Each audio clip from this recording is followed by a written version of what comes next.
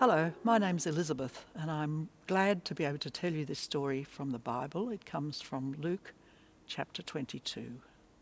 This mosaic at the front of the cathedral shows Jesus at a meal with his 12 closest followers, the 12 disciples.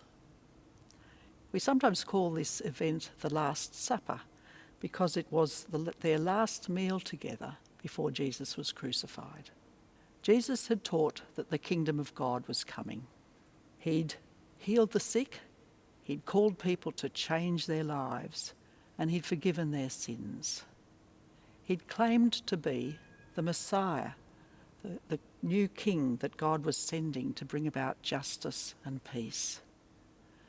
But the Jewish leaders didn't believe this. They didn't believe in him. They hated him, and they were looking for a way to get rid of him. Jesus and his followers had come to Jerusalem.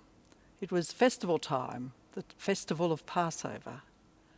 And this festival celebrated the events 12 centuries before, when God had rescued his people, the Jews, from slavery in Egypt.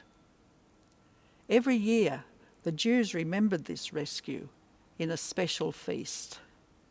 When they ate the roasted lamb, they remembered how their ancestors had eaten a lamb on the night before that rescue, and how its blood, sprinkled over their doorway, had saved them from death that night.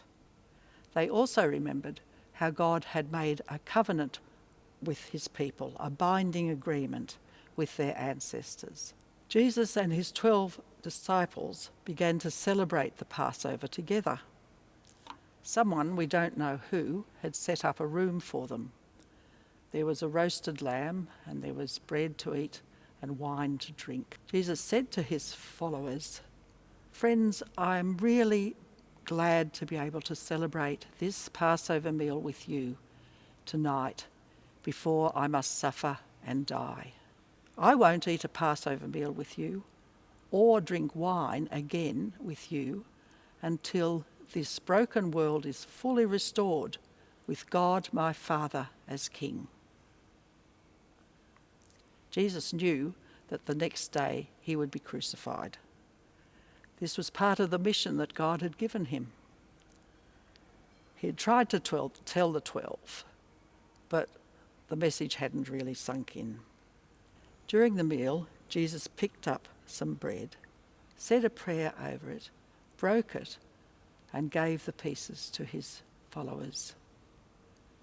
"This is my body given up for you," he said. "Remember this gift." At the end of the meal, Jesus picked up some wine. He said, "My blood will be poured out for you." This wine represents God's new covenant with the world, a new binding agreement signed with my blood. Jesus was saying that he would be, in a sense, a new Passover lamb, and that his death would seal the new agreement. His disciples didn't really understand what was about to happen. In fact, they began discussing who would be greatest in the new kingdom of God. Jesus reminded them that although he was their leader, he'd been among them like a humble servant.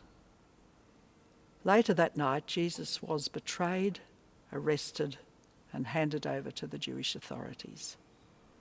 They tried and condemned him, and they sent him to the Roman governor, Pontius Pilate. Early the next morning, Pilate condemned Jesus to be crucified. But Jesus' death was not the end for him. Other windows in the cathedral depict what happened 3 days later. Jesus rose from death, and he commissioned his followers to continue preaching the kingdom of God. So these events, which had seemed at the time to be the end of everything, were in fact just the beginning. Let's have another look at the mosaic. How has the artist told the story without any words? And if you were there with Jesus, where would you like to sit? And what might you want to say to Jesus?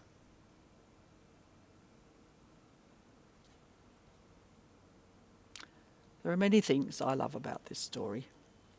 Here are 3 of them.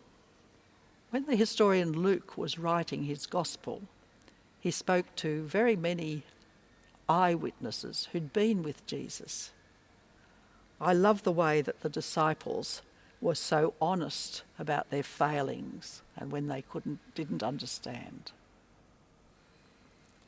I love the way that Jesus was so patient and compassionate towards them, even when they didn't understand. And this encourages me as I follow him. And I'm so grateful that Jesus, the Son of God, came so humbly to this world to rescue us.